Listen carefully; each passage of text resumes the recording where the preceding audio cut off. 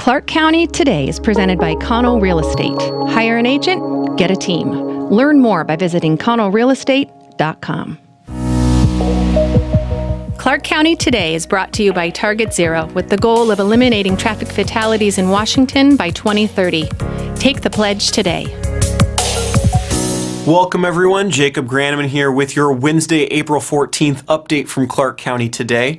Well, Clark County residents seeking a first dose vaccination appointment will have upcoming appointments at Washington State as Washington State approaches Thursday's expansion of eligibility. The COVID-19 vaccination site at Tower Mall will have more than 4,000 first dose appointments available in the coming week. The site currently operates 4 days a week, Friday, Saturday, Monday, and Tuesday, and will have about 1,000 first dose appointments available for each of those days. When eligibility changes on Thursday, anyone who is 16 years or older can schedule an appointment at the Tower Mall site.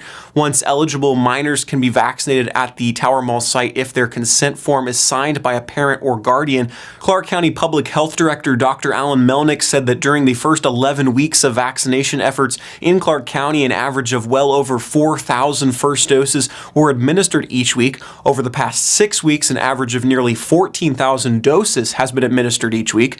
He said a total of 210,724 doses have been administered in Clark County, where close to 144,000 residents, or 29%, have had at least the first dose, and nearly 95,000 residents, or 19%, are fully vaccinated. For the latest news on vaccinations and other COVID-19 news, see our full story at clarkcountytoday.com.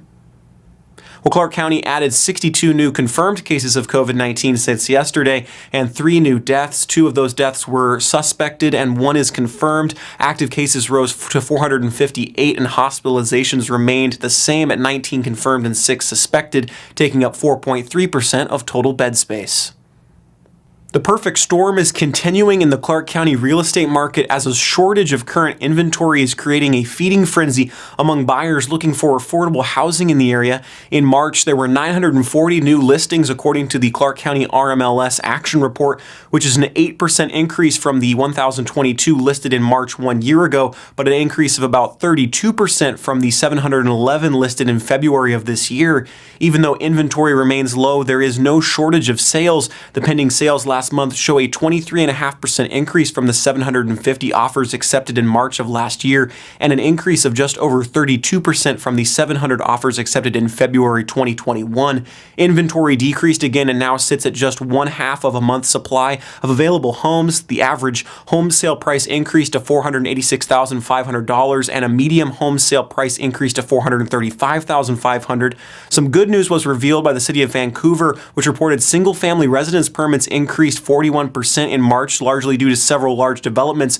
Commercial permits saw an 80% increase due to public and private large-scale projects. For all the details of the March real estate activity report, see our full story at clarkcountytoday.com. Well, doctors at Peace Health Southwest Medical Center in Vancouver have a new tool in the fight against afflictions of the lungs, a robot. The Ion robot, created by Intuitive Surgical, the same company to create the Da Vinci surgical robot, is a thin, flexible node that can be inserted into the lungs of a person to identify nodules and potential cancerous regions. Peace Health is the only hospital in Pacific Northwest to be operating the device and plans to begin patient diagnosis with it in the first week of May. Dr. Banu Padibandla is a thoracic program director leading the robot's implementation. Here he is to explain how it works. The Ion procedure starts with uploading patient's CT scan of the chest into a special computer with a special software which uses the CT scan of the chest to design a 3D map of the airway anatomy to get to the target locations in the lung. And we export the planned pathway into a flash drive, and we take that flash drive into the procedure room where we connect the flash drive to the Ion endoluminal tower itself, and then the ultra thin catheter that the Ion system has to help navigate into the peripheral portions of the lung. And once we reach the desired location, we can lock the catheter in place and safely perform the biopsies. To learn more about Peace Health's newest gadget, visit the full video soon at clarkcountytoday.com. With high school basketball games on the schedule next week, yes, next week, Paul Valencia caught up with Gonzaga signee and Battleground senior Kaden Perry. It's been a busy 13 months of basketball for Kaden Perry, even if there has not been high school basketball for 13 months. The last time we saw Perry in a Battleground uniform, he was helping the Tigers reach the 2020 state tournament in the first week of March. Then the pandemic hit. Well, Perry is a senior now, and Perry just kept working on his game. He signed with Gonzaga in November, and last month he was named to the USA Nike Hoop Summit team. And he always hoped for one last hurrah with the Battleground Tigers. This week, practice started for the Tigers. Basketball games in Southwest Washington are right around the corner.